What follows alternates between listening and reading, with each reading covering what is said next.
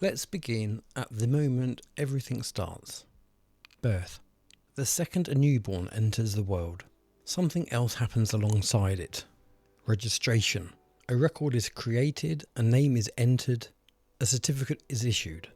And from that point, two parallel tracks exist: physical life and the recorded entity. And that recorded entity is what every system interacts with. Not your body, not your presence, your name.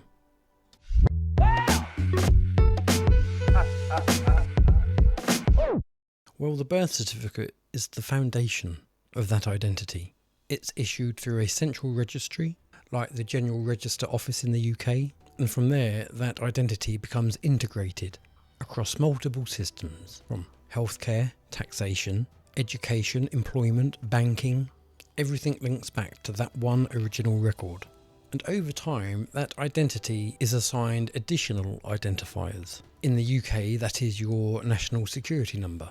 In the US, it's a social security number. And these numbers are not random. They function as tracking keys. They connect your legal identity to databases, institutions, and financial systems. From this point forward, the system does not operate through direct interaction with you as a man or woman. It operates through that registered identity. And as we've talked about before on this channel, look how your name is addressed on envelopes or in any official context. Passports, licenses, government correspondence, often displayed in capital letters. And this formatting is standardised throughout institutions. In legal frameworks, names represent entities. Entities can enter contracts, hold obligations, and be recognised with administrative systems. And that version of your name becomes the interface point. When documents are signed, when taxes are paid, when obligations are enforced, it's that name that's being engaged. And now if you step into the financial side, modern economies operate on credit systems. Governments issue debt. Central banks provide liquidity. And markets trade instruments to future value. Within that structure, individuals are part of that economic base. Your labour becomes income. Your income generates tax. Your participation fuels consumption. And all of this feeds into the national economic output. And that output is used to support government borrowing, which means at a structural level, human productivity is what underpins financial systems. And that's not abstract, that's how modern economies function. Governments raise money through bonds. Investors purchase those bonds based on the confidence of repayment. That confidence is tied to tax revenue, economic activity, population productivity. So when a population is registered, tracked, and economically active, it becomes measurable. And measurable systems can be modelled, projected, and valued. This is where the connection between identity and finance becomes relevant. Not as a personal accountant sitting somewhere, but as part of a larger scale economic framework. And just think about how deeply integrated identity systems are. Every financial interaction connects back to your registered identity. Opening a bank account, getting paid, paying tax, receiving benefits. Each step reinforces the same structure. Your identity is the access point. And without it, participation becomes extremely limited. And this is why identification is required for nearly everything now. It anchors you inside the system. So legal systems operate through classification. Entities are defined, roles are assigned, responsibilities are attached. And your registered identity falls into these classifications. That's how laws are applied. Not to a concept of a living being in abstract terms, but to a recognised legal entity within the system. Because that's how courts work. That's how enforcement operates. It is structured, codified, and standardised. In places like the United States, which is a corporation, separate to America, but I digress, commercial interactions are governed by systems such as the Uniform Commercial Code, the UCC.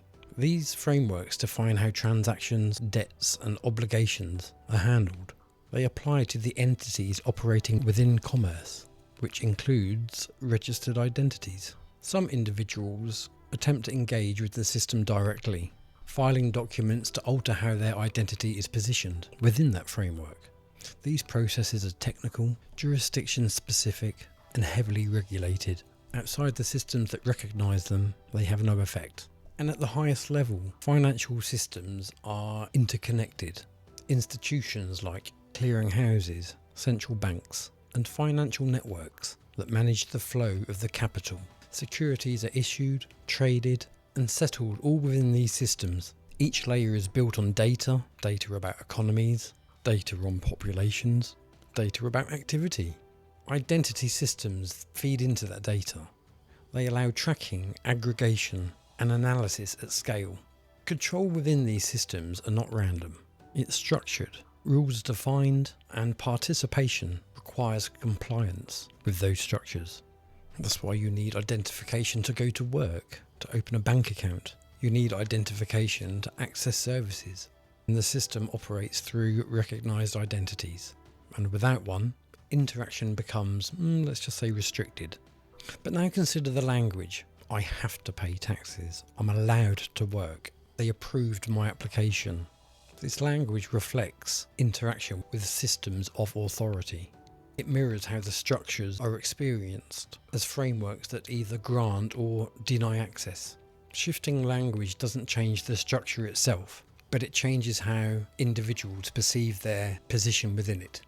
And at a practical level, participation in the modern society requires engagement with these systems. Legal identity isn't optional in most cases, especially things like healthcare, housing and finance. So when everything is stripped back, here's what remains. A system that registers individuals, assigns identities, tracks participation, integrates that data into economic models, and operates through structured legal and financial frameworks. And your birth certificate is the entry point. Your name is the interface, and your activity feeds the system. And once that's clear, the focus shifts from speculation to understanding how the system actually works. Let me know what you think in the comments. Look after yourselves, and I shall see you in the next one. Bye for now.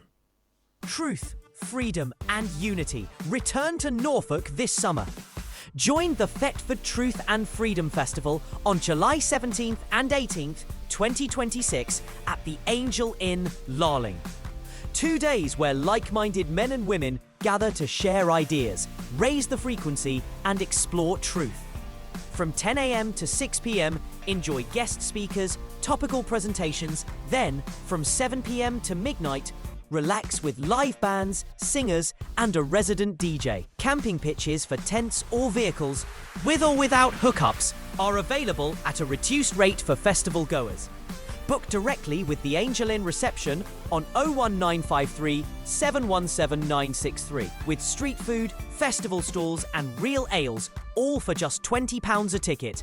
This is more than a festival. It's a gathering inspired by the spirit of Thomas Paine. July 17th and 18th, the Angel Inn, Larling.